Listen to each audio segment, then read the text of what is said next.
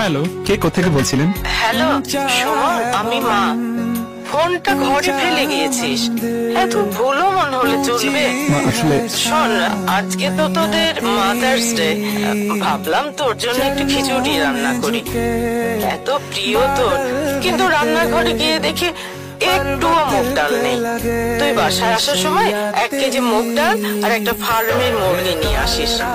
আচ্ছা না, 2 কেজি আনিস। থাকলো লেবু আনিস।